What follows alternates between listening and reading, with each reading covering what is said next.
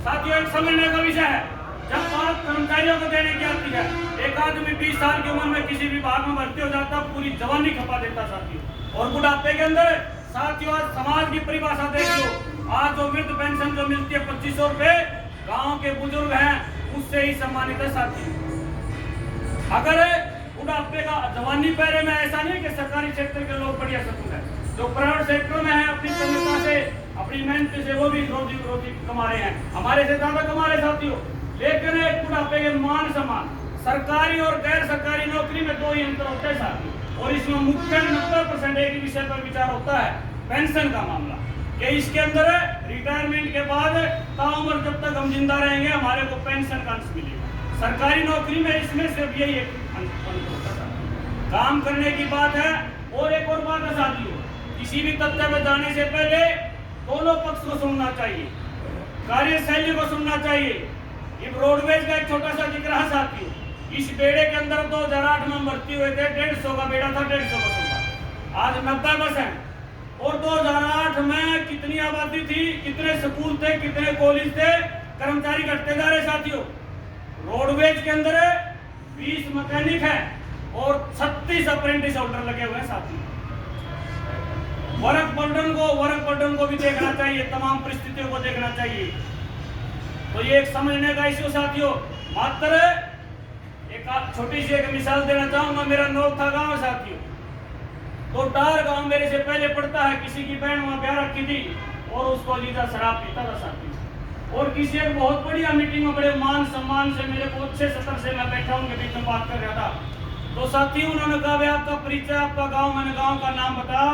तो 50 लोगों में उसने मेरे को एक बात कही कि भाई बुरा मत मानना, बहुत गंदे एरिया का आदमी है। मैंने कहा भाई चलो कोई बात नहीं, एरिया बताया मेरे को तरीका। लेकिन साथी समस्या क्या है कि डार गांव पहले पड़ता है, उसकी बैंड गारा की है, पोस्ट विभाग में नौकरी लग रहा है, वो बटे दारू पी और उसका लट मारा है। अगर भाई मैं उठेगा और मेरा महकमा रोडवेज शराब को तो छोड़, मैंने पीढ़ी को हाथ नहीं लगा, आपने मेरे को कैसे कर दिया। साथियों एक आदमी से कबीर साहब ने एक बात कही है, कबीरा तेरी झोपड़ी कल कटियन के पास सब अपनी कर्म मिटाएंगे, बेटा हो जाए बाप, बाप के अलग कर्म चलेंगे, बेटे के अलग कर्म चलेंगे साथियों। तो किसी रोडवेज में एक परिचालक है, मैं रोडवेज में सेवा देता हूँ साथियों। पुलिस स्टाफ हमारी बस में खड़ी कर रखा है, लेकिन बगैर स्टैंड के भर्ती मिलता तो मेरे साथ जो ड्राइवर होता वो लाइट का इशारा देता उसको, भाई आपने बैठना है क्या, उतरना है क्या। तो वही पुलिस डिपार्टमेंट में रोडवेज का प्रधान भी साथियों, बसों में झगड़ा होता, थाने में जाते हैं, कहते भाई एक समस्या प्रधान थी, हम हमने बिठान दे नहीं तारते नहीं। मैं बोले भाई 15 साल हो गए, इतने पुलिस वाले बिठाए आगे, तो इतने पुलिस वाले प्यार से तारे हैं। एक फ्रंट सीट की कुर्सी होती है, मेरे को बर्ती में कोई मिल जाए तो मैं कहूँगा बैठ जाऊंगे, साथ में बिठाता हूँ। लेकिन कहीं ना कहीं हमारे बीच में कोई दूसरे परिचालक भी है, वो किसी बात को उठा देते हैं, लेकिन वो बात हमें वहाँ थाने में पेश करनी पड़ती है। इसलिए साथियों एवरेज होनी चाहिए उस काम की।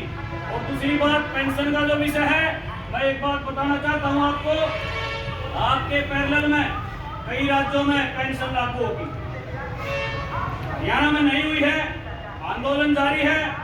कहीं ना कहीं सरकार और कर्मचारियों की भीड़ की बात है साथियों, और सरकार में हम है नहीं, हम तो कर्मचारियों की बात करेंगे। मैं उसी बात को कहना चाहता हूँ साथियों, इस प्रदेश के अंदर 2 लाख कर्मचारियों एनपीएस में आते हैं साथियों। और जब से national movement for old pension scheme की जो मुहिम चली, विजय कुमार बंधु ने इस मुहिम को छेड़ा, जिसके चरण में धारीवाल जी ने संगठन तैयार किया। और जब ये संगठन तैयार हुआ तो तीसरे चरण में जब जिला कमेटी बनी, मैं जिले का महासचिव मेरे को बनाया। तो मैं ये कहना चाहता हूँ साथियों, पानीपत के अंदर 8000 कर्मचारी एनपीएस में आते हैं साथियों, 8000। मात्र जिस दिन से आंदोलन जारी है आज तक 500 से ऊपर स्पीड नहीं पकड़ी साथियों। 8000 आदमी नीचे सिर्फ ऊपर ले, जो 500 आदमी घुमा फिरा को कोई काम कर रहे हैं। मैं कहना चाहता हूँ कि जो पेंशन विहीन साथी हैं, बिल्कुल बात देख रहे हैं, अभी बात कर रहे थे, किसी कर्मचारी सबको पता है पेंशन लागू होने वाली है। इस रोडवेज के बेड़े में साथियों 640 कर्मचारी काम करते हैं, मात्र 150 कर्मचारियों को छोड़ करके 500 कर्मचारी एनपीएस में आते हैं।